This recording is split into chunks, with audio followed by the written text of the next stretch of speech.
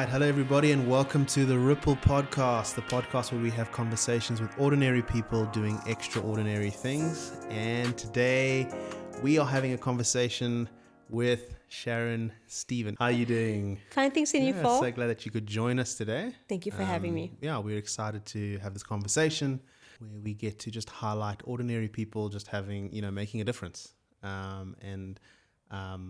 get to chat to you around the impact and the difference that you're making.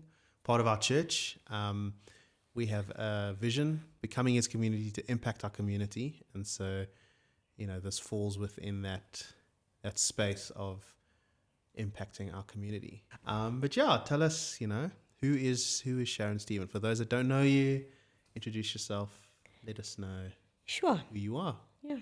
I'm Sharon Leanne Stephen, for those who want to know what the L stands for. Married to Roscoe Stephen for 19 years next month. So we've been together for a very long time. Yeah, it is. Mother to 3 children. Yeah. Whom I'm sure, if if you come to church, you'll probably know who they are because you'll usually hear me screaming for them. What else? I'm an athlete, competitive bodybuilder in my spare time. I have a black belt in Korean kickboxing. In fact, Roscoe and I use self-defense as a way to evangelize people around us. Pre-COVID, it was the main vehicle we used to evangelize and to support people in vulnerable positions down in the south of Joburg, mainly in Finetown, Innerdale, and Lenasia as well. Okay. Eldorado Park as well, working with local churches there to give the community around the churches some self-defense, and we supplement that with information on anti-human trafficking. Yeah. So with that kind of ended when COVID and lockdown and all that came in.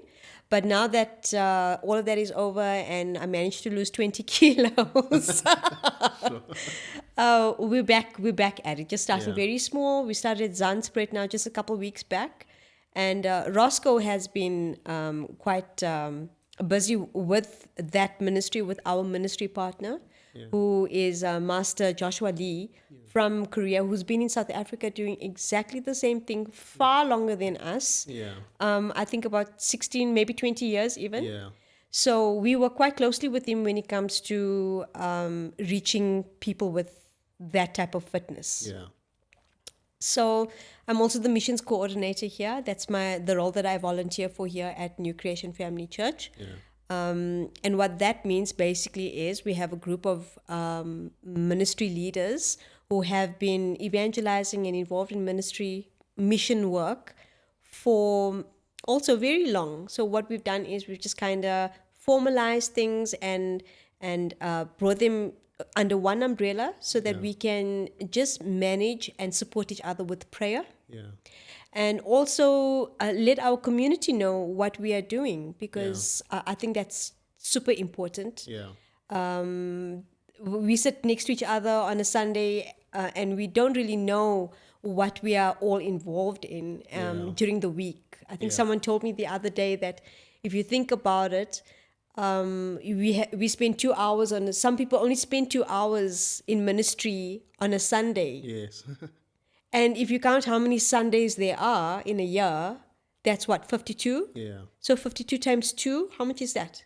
100 and something. I am horrible at maths. You're asking the wrong person. 104 hours, Yeah. right?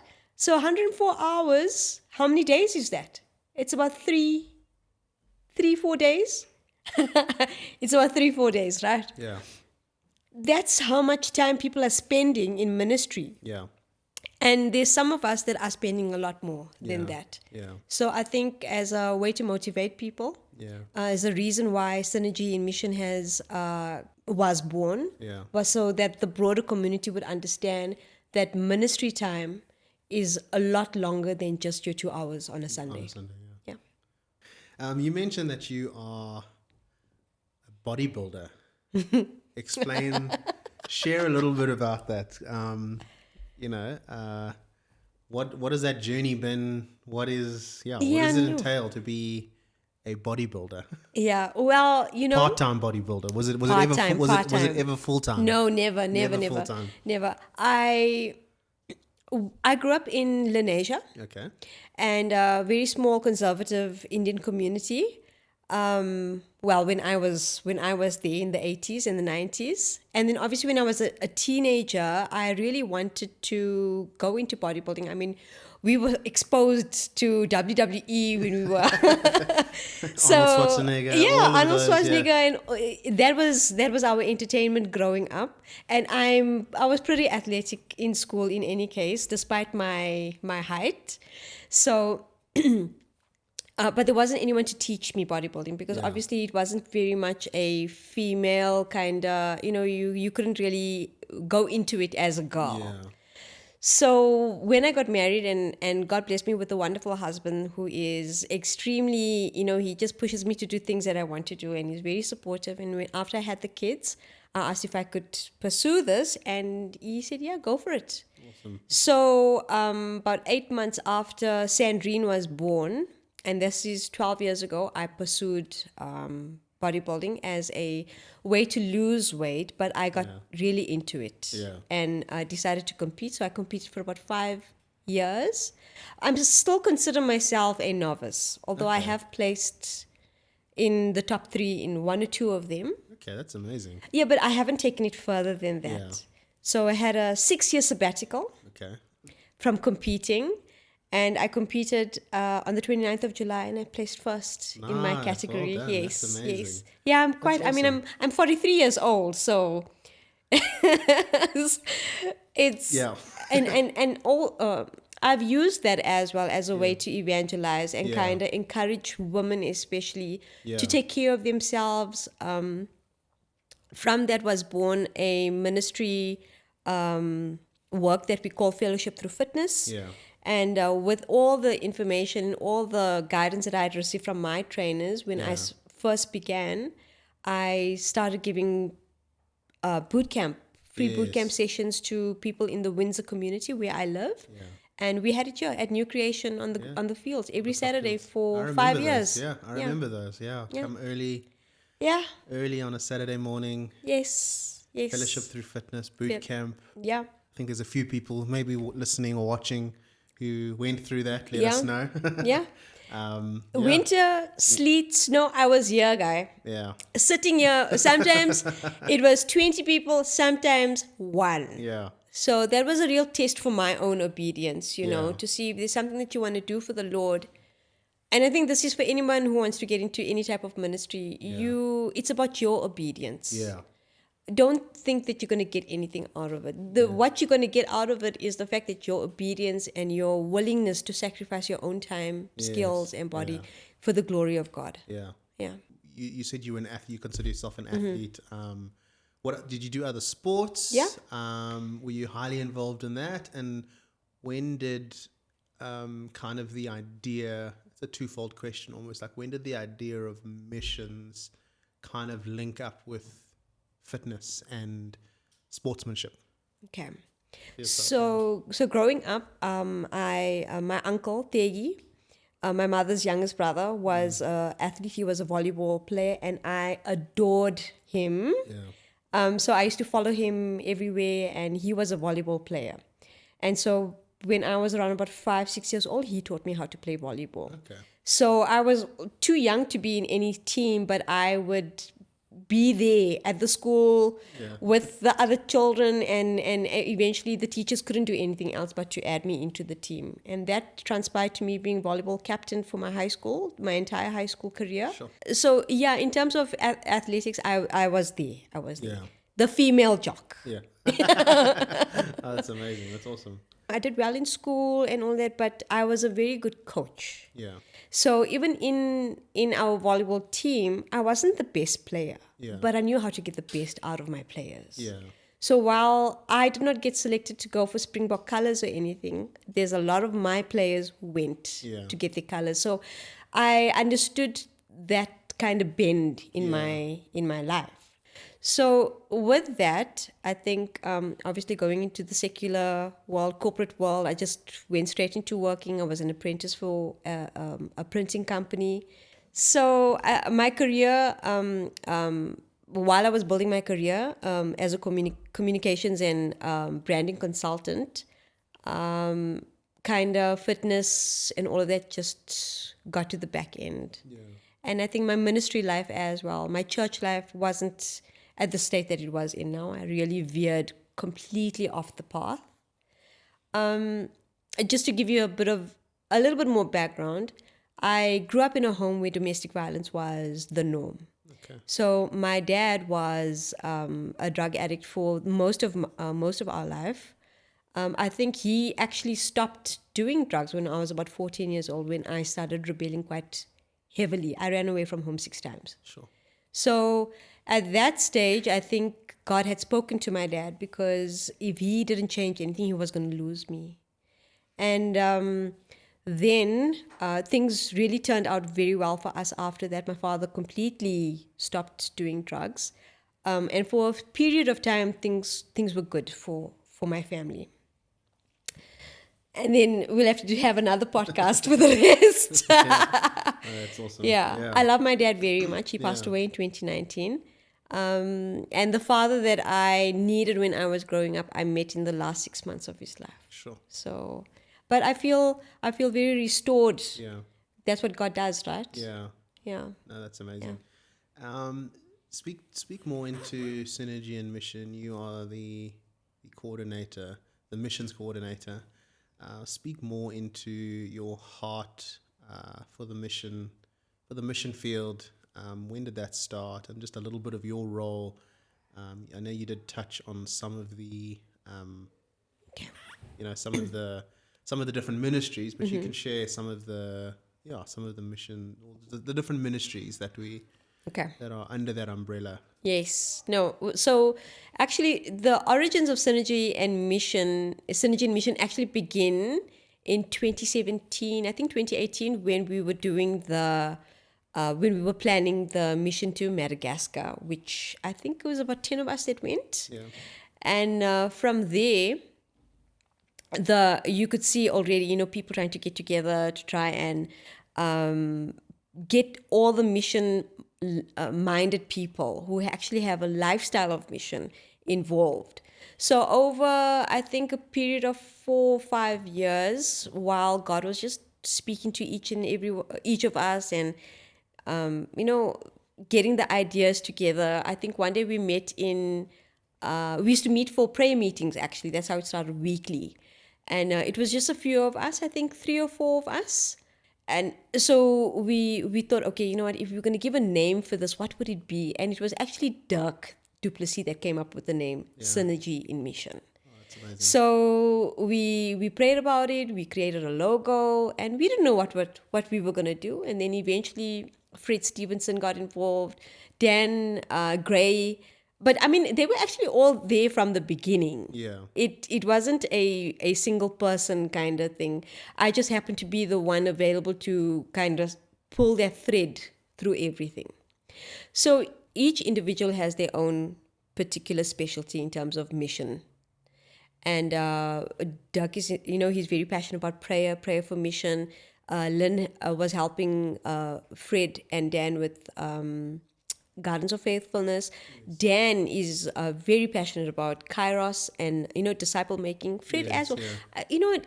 Each and every one of us at the end of the day. I mean, Carl's portfolio outside of New Creation Family Church is huge. Yeah. So he brings that external kind of focus inward. Yeah. While Synergy in Mission is really about focusing on the ministries that exist already within our church community. Yeah. So we have Ray van der Westhuizen as well, who does hospital ministry and street evangelism. Yeah. So we're very excited to get his ministry off the ground. So my role is basically to be the support. I I undergird everything. I go and I make sure Life First gets the people that they need. We pray together.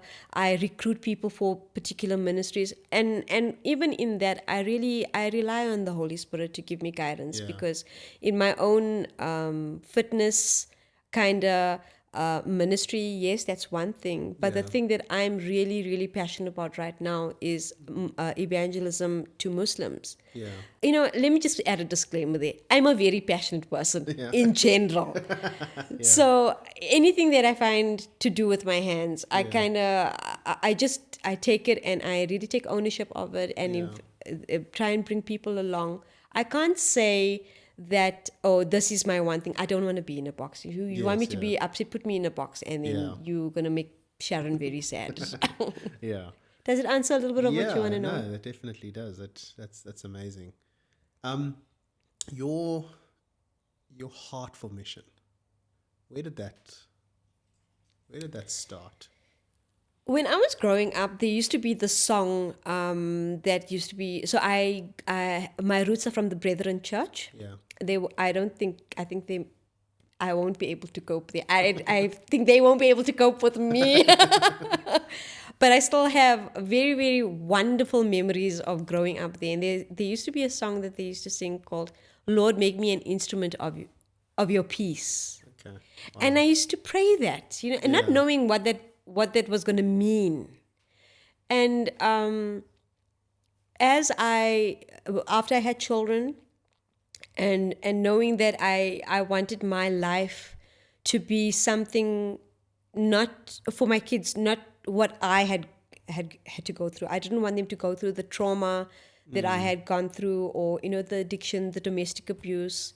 And the only way that I was going to do that was to give my heart completely over to God. And I would ask, and I remember that song, Lord, make me an instrument, because of what I wanted my life to be like for my kids. Yeah.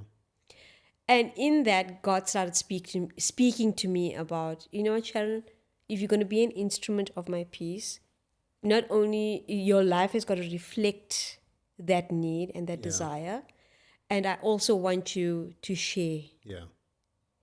And that's how, you're asking me these questions now, Phil. I must be honest, it's so good to look back and see how that has developed. Yeah.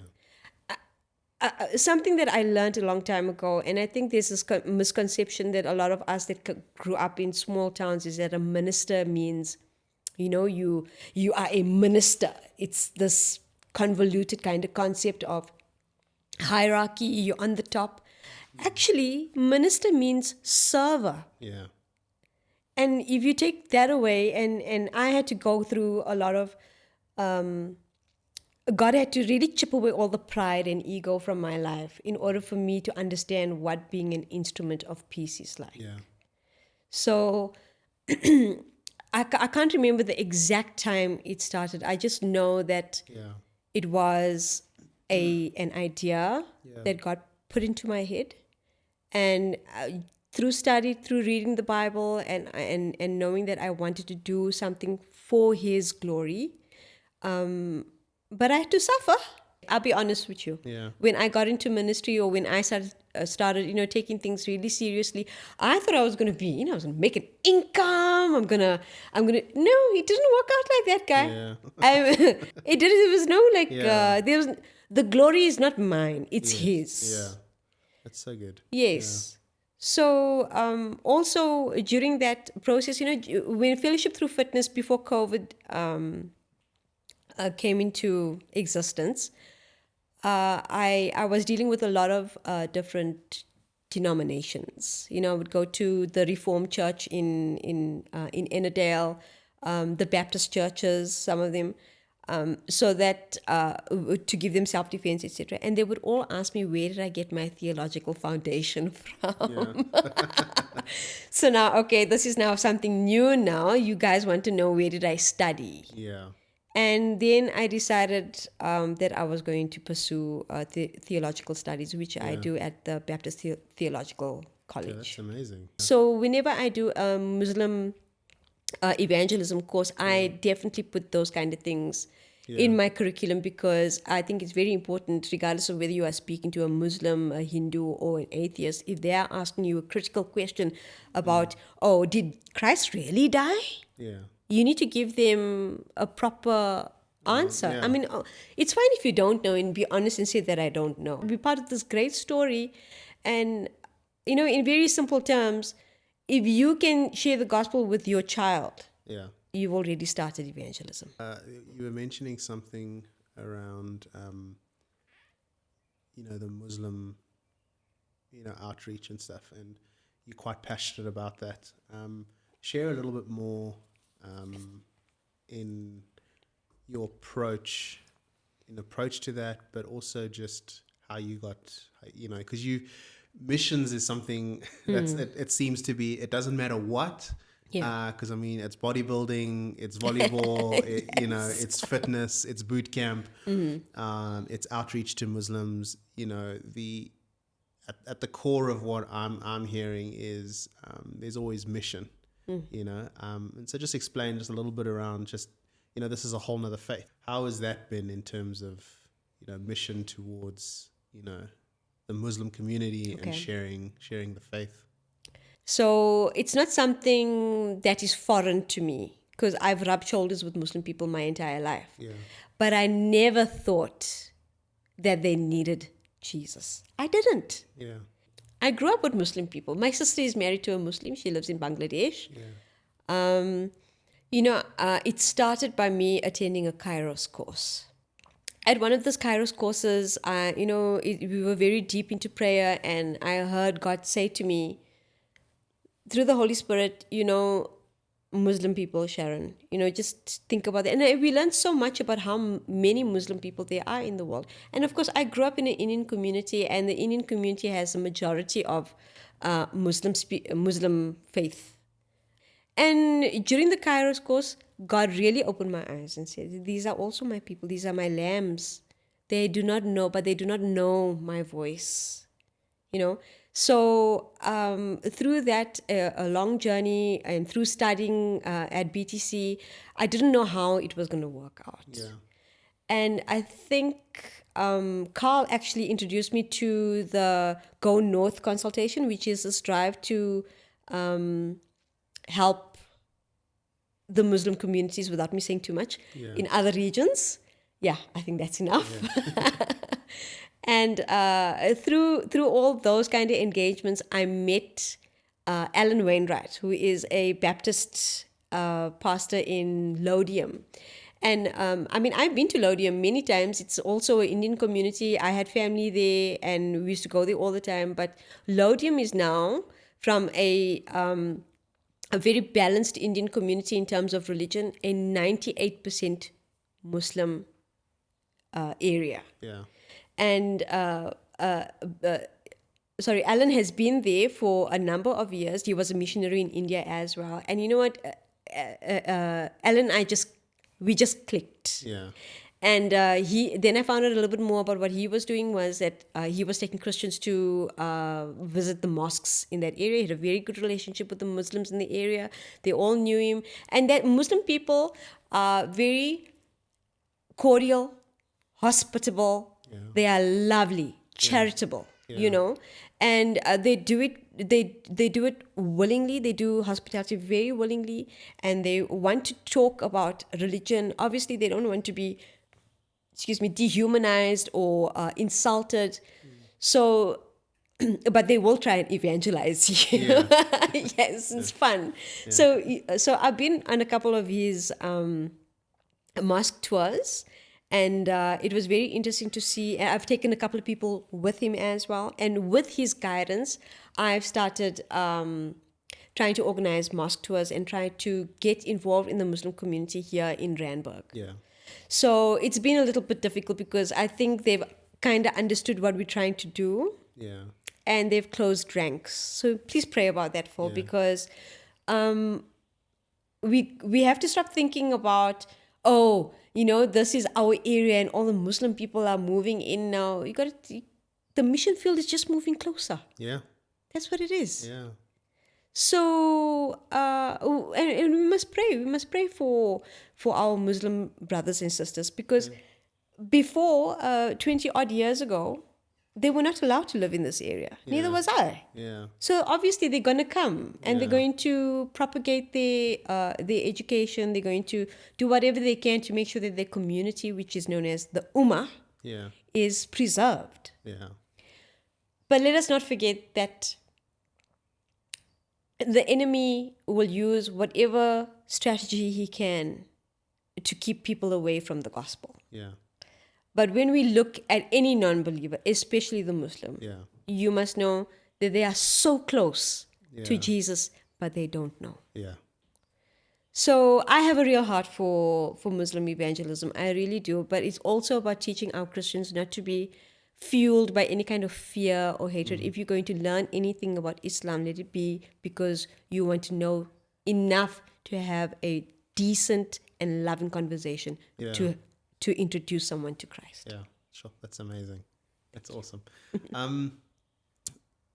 You spoke about Madagascar, and that was one of the first, obviously, international missions that we embarked on, and as a church, and we got to be involved in. And there's another one coming up soon. A lot of the ministries that are a part of Synergy and Mission are doing a lot of local mission work. A lot of stuff that's right on the doorstep, right where they are. But then there's also this opportunity of going abroad. Just share a little bit about those kind of mission trips. The ones that we go abroad, we go to you go to places like Madagascar, and Lesotho, which has already happened now. As we're recording this, it's going to happen. But when this comes out, it will have happened about a week ago or so. So, let us know. Tell us how. So, okay, first about those dynamics you mentioned now. I think, yes, the focus on mission has always been, you need to go to a far off land. But I mean, the world is such right now. I mean, look, in Windsor East, where I live, we've got Ethiopian people, we have Somalian, we have Nigerian, we have Pakistani, Bangladeshi. Sure. Yeah. It's a melting pot. Yeah. So you don't have to go to Bangladesh. You don't have to go to these far off places. You can just focus here. Yeah. In terms of going overseas, so we do have ministry partners who we have relationships with, that we try to nurture those relationships. And by doing that, we offer our support in terms of manpower, and we try and raise funds to help them in their ministries in that particular region. So in Madagascar, we have Dina Ratsimba Joanna, who is a Madagascan national. And he operates in Madagascar through his organization called Islands Missions. So he's done wonderful work on that in that region, where I think it's maybe propagated about over 2,000-3,000 churches, maybe even in the tens of thousands, if I'm not mistaken. But it's hard work because it's very rural. And in fact, when we were there, it was very sad to see that Madagascar is still one of those countries that is so poor, it still gets bubonic plague. Yeah, sure. Every year. I learned something else while we were there, that my husband and I, Roscoe and I went together there. We do not work well on mission trips.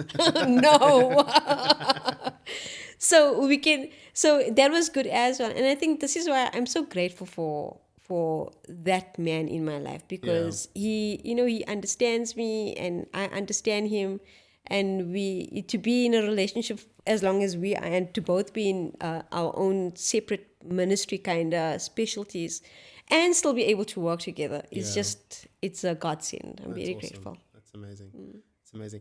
How did you guys get involved in Lesotho? So last year, or maybe the beginning of this year, 2023, Stuart took a group of our church members onto that side to go and build a few shelters that was needed for the community. And with that, and because we love Stuart and we want to honor the work that he's been doing, not only now, for years. He is part of Synergy in Mission, so that we can bring other people through to see what does it look like with someone like Stuart has been working for decades in mission field, the mission field, it's a forecast of what our lives can look like if we stay the course. Yeah. So I think it's very important for people to know that. So I think any type of mission trip that we organize, that I try to organize, and obviously I don't do it in a silo. We work as a team. Yeah. But what undergirds is that I want those people who have even just a little bit of curiosity of what an overseas missions team mission trip is like. Yeah. Let me take you there, and you must be exposed to the fundraising. You need to swallow your pride and ask people to give you money. Yeah.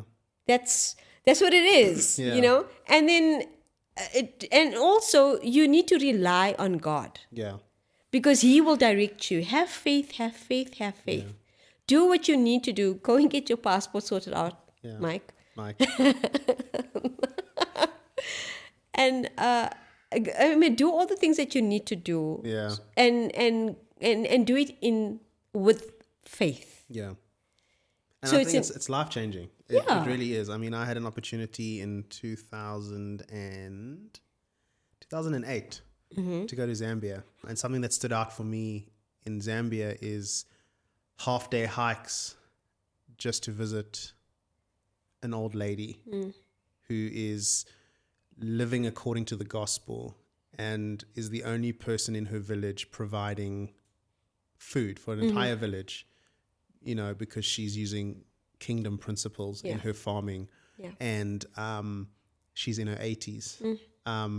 And it's a half-day hike from wherever we are in Zambia into the middle of the bush. It's not, you're not taking a car. Yeah. You're not, it's hot. Yeah. You get there. Yes. They've got nothing. Yet the hospitability is they are so hospitable. Everyone's welcome in their house.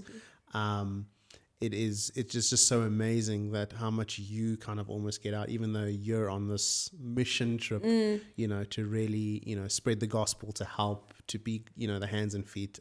It's just so phenomenal to be able to go, and to just be involved in different areas. Yeah. And so, encouraging, what would you, say to people who are, wanting to take the opportunity to really, get a taste for missions, and really, how would you encourage the person who's maybe unsure, I would say, maybe unsure of, not that they have to be passionate about missions, but unsure of missions, if they want to do it or be involved? I think, if you really go and read your Bible and listen to what Jesus said about discipling and all of that, he told us you must go and teach people all the things that I've taught you, and to obey all the things that I taught you. So let's start with your obedience first, because that is something that people can see. People can see your sincerity. People can see your honesty, your transparency. That is mission already. Yeah. Because and pray. Yeah. It's through prayer that people are led to Christ. Yeah. It's not by my own doing. I think if you feel you are called, and we are all called, and maybe you haven't given your heart to the Lord, and you see, the hurt and the pain and the confusion that is around in the world, and you want to make a difference, but you and your life with Christ is not yet okay, then ask God, repent, ask Him to come into your life. Forgive yourself, forgive others, and move forward in that way. And take it one step at a time. Yeah. All right. Thank you. Thank you so much. Thank you for your time. Thank you for sharing with us. We hope that people are encouraged by hearing your story, hearing what you're involved in, and inspired to get involved in mission, whether it's abroad or locally where they find themselves. And that, we can see the ripple effect of Yes. of impact in our community. Thank you for your time. Thank you for joining us.